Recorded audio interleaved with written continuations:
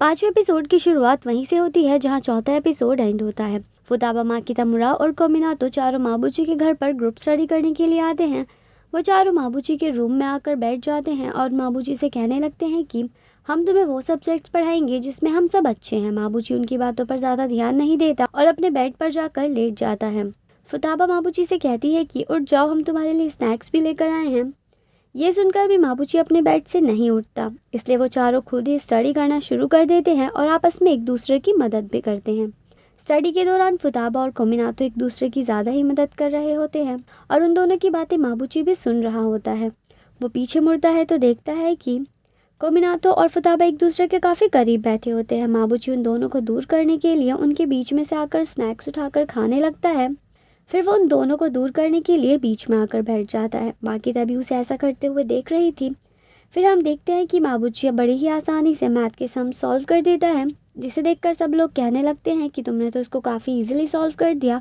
मुराव कहती है कि मतलब तुम क्लास में प्रॉपरली टीचर्स की बातें नहीं सुनते। माकिता कहने लगती है कि क्या अब तुम स्टडी से हेट करने लगी हो, जिस पर माबूची कहता है कि मैं हेट नहीं करता, लेकिन अब मुझे इसकी कोई ज़रूरत नहीं है। फिर वो सबके लिए ड्रिंक्स लेने के लिए कहकर वहाँ से किचन में आ जाता है। कोमिनातो भी किचन में आकर माबूजी से कहता है कि हम स्टोर तक जा रहे हैं और जल्दी ही वापस आ जाएंगे। किचन से बाहर आकर कोमिनातो फुताबा से कहता है कि तुम यहीं पर रुक जाओ और माबूजी की मदद करो। फिर वो इशारे में आगे कहता है कि मैं मुराव के साथ अकेले बाहर जाना चाहता हूँ, इसलिए फुताबा मुराव से कहकर वहीं रुक जाती है। जैसे ही वो वापस आने लगती है तो उसकी नज़र एक रूम पर पड़ती है जिसका दरवाज़ा थोड़ा सा खुला हुआ था। फुताबा उस दरवाजे पर ही खड़े होकर रूम के अंदर देखने लगती है। वहीं दूसरी तरफ माकिता माबूजी की चीज़ों को देख रही होती है। तभी उसकी नज़र बेड के नीचे रखे सामान पर पड़ती है।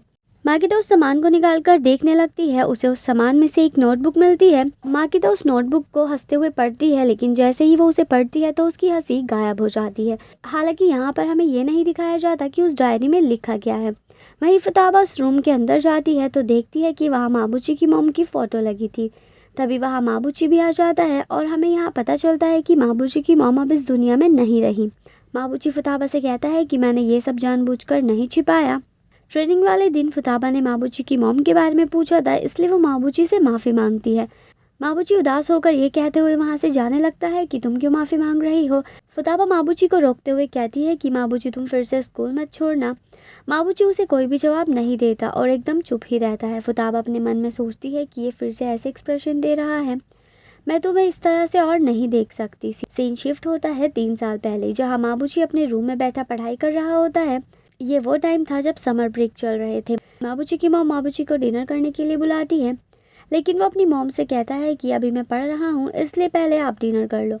माबूजी की मॉम कहती है कि मैं हमेशा अकेले ही खाना खाती हूँ। माबूजी कहता है कि अभी तो आप ये सब बोल रही हो, लेकिन बाद में आप मेरे एफर्ट्स को देखकर अप्रिशिएट करोगी। अगर मैं अभी से अच्छे से पढ़ाई करूँगा तभी तो मुझे अच्छे कॉलेज में एडमिशन मिलेगा और तभी मैं एक अच्छी कंपनी में जॉब कर पाऊँगा और इस सब से आपकी लाइफ ईजी हो जाएगी। माबूजी की मॉम कहती है कि मेरे बारे में इतना सोचने के लिए शुक्रिया, लेकिन अभी मेरे लिए ज़्यादा इम्पोर्टेंट ये है कि हम सब साथ में बैठ खाना इंजॉय करें और एक दूसरे से बातें करें। माबूजी कहता है कि ठीक है, मैं बस 1 मिनट में आता हूँ। वहाँ से जाते हुए माबूजी की मॉम छिपकर खांसने लगती हैं। अगले सीन में हम माबूजी को एक डॉक्टर के सामने बैठे हुए देखते हैं, जहाँ डॉक्टर उसे बताते हैं कि तुम्हारी मॉम को लंग्स कैंसर है और उनके पास ज़्यादा से ज़्यादा 6 महीने हैं। इसके बाद माबूजी अपनी मॉम के पास जाता है और उनसे माफ़ी मांगता है। माबूजी की मॉम को जैसे ही होश आता है और वो माबूजी की तरफ हंसकर देखती है, तभी माबूजी वहाँ से भागकर अपने घर चला जाता है। घर आकर वो एक रूम में अंधेरा करके रो रहा होता है। तभी उसे उसके बड़े भाई यानी योइची सर की कॉल आती है, पर वो उनकी कॉल नहीं उठाता। तब वो माबूजी को वॉइस मैसेज भेजते हैं कि मेरी मॉम से बात हुई है, उन्हें तुम्हारी बहुत ज़्यादा फिक्र हो रही थी। उन्होंने मुझसे कहा है कि मैं जल्दी ही ठीक होकर घर वापस आ जाऊंगी। माबूजी फ़ोन के पास आकर गुस्से से फ़ोन को ज़मीन पर फेंक देता है और अपनी मॉम को सॉरी बोलते हुए बहुत ज़्यादा रोने लगता है। सीन शिफ्ट होता है प्रेजेंट में, जहाँ माबूजी इन सारी बातों को याद करते हुए रो रहा था। इसके बाद जब वो किचन में जाता है तो देखता है कि वहाँ योइची सर खाना बना रहे होते हैं। माबूजी उनसे पूछता है कि आप यहाँ क्या कर रहे हो, जिस पर योइची सर कहते हैं कि तुम और डैड बस इंस्टेंट फूड ही खाते हो, तो मैंने सोचा तुम्हारे लिए डिनर बना दूँ। वो आगे पूछते हैं कि क्या यहाँ फुताबा और बाकी लोग आए थे, तो माबूजी कहता है कि इसका मतलब उन्हें आपने यहाँ का एड्रेस दिया है। योइची सर कहते हैं कि वो लोग बहुत ज़्यादा ज़िद कर रहे थे और वैसे भी मैं तुम्हारे लिए बहुत खुश हूँ। उन लोगों को सच में तुम्हारी बहुत ज़्यादा फ़िक्र है। फिर वो कहते हैं कि अब तुम जल्दी से बताओ तुम क्या खाओगे। बाबूजी ये कहते हुए वहाँ से चला जाता है कि मुझे भूख नहीं है। फिर वो वहाँ से नदी के किनारे आकर बैठ जाता है और वहाँ बैठकर ब्रेड खाने लगता है। अगले दिन स्कूल में फुताबा सब लोगों से पूछ रही होती है कि क्या आज भी माबूजी के घर ग्रुप स्टडी करने के लिए चलें, जिस पर मुराव कहती है कि हम कितनी भी कोशिश कर लें माबूजी मोटिवेट नहीं होगा, इसलिए तुम चाहो तो तीनों ग्रुप स्टडी कंटिन्यू कर सकते हो। ये कहकर वो वहाँ से ड्रिंक लेने के लिए बाहर चली जाती है। जैसे ही वो वेंडिंग मशीन में कॉइन डालने वाली होती है तभी वहाँ योइची सर आकर मुराव से पहले कॉइन डाल देते हैं और कहने लगते हैं कि माबूजी को पढ़ाने के लिए तुम्हारा बहुत शुक्रिया, इसलिए शर्माओ मत और जो भी चाहे वो ले लो। ये सुनकर मुराव काफ़ी ज़्यादा खुश हो जाती है। योइची सर सब लोगों के लिए ड्रिंक्स देते हैं और कहते हैं कि मेरे भाई के साथ रहो। फिर वो वहाँ से जाने लगते हैं तो पीछे से मुराव कहती है कि माबूजी को आप हमारे साथ छोड़ दीजिए, मैं पर्सनली ये देखूंगी कि माबूजी के ग्रेड्स इम्प्रूव हो जाएं। योइची सर कहते हैं कि मुझे तुम पर पूरा यकीन है। ये सुनकर मुराव और भी ज़्यादा खुश हो जाती है। वहीं माबूजी जैसे ही क्लास में आता है तो फुताबा उसके पास जाती है और उससे कहती है कि क्या तुम आज फ्री हो। तभी वहाँ मुराव आकर कहती है कि अब से मैं तुम्हें इंग्लिश पढ़ाऊंगी। फुताबा पूछती है कि तुमने तो पहले मना कर दिया था। तभी कोमिनातो कहता है कि मुझे यकीन था कि ये वापस ज़रूर आएगी।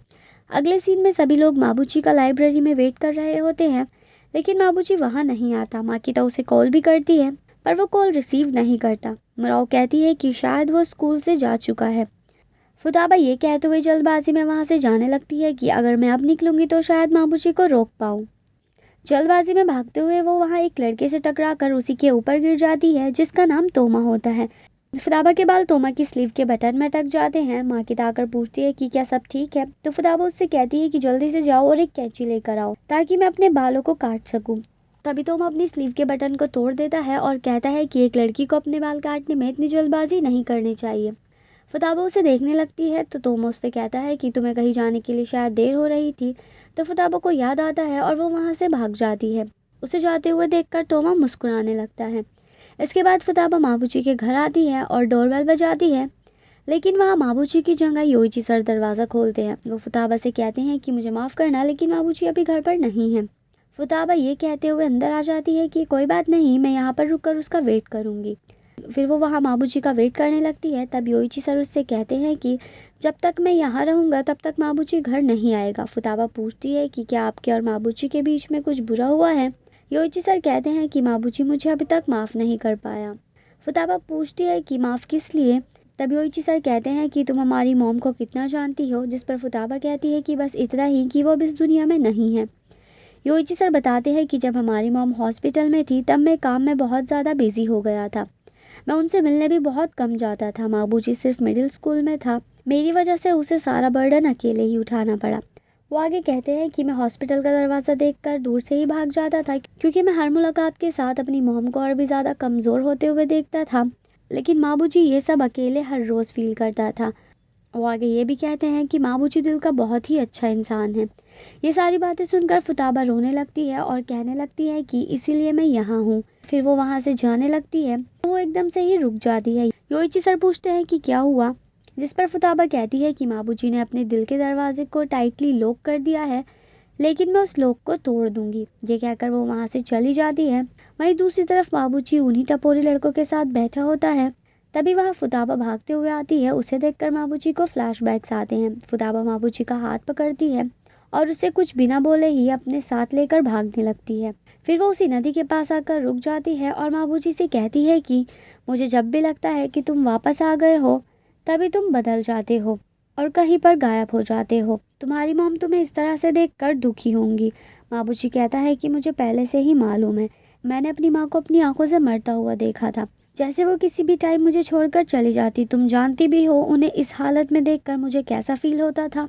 फुताबा कहती है कि तुम सही कह रहे हो, तुम्हारा दर्द सिर्फ तुम ही जान सकते हो और शायद मैं तुम्हारे दर्द को किसी भी चीज़ से कंपेयर नहीं कर सकती। माबूजी कहता है कि तुम मेरी लाइफ में ज़्यादा इन्वॉल्व क्यों होना चाहती हो, कोमिनातो और बाकी सब लोग भी, तुम सब मुझे डराते हो।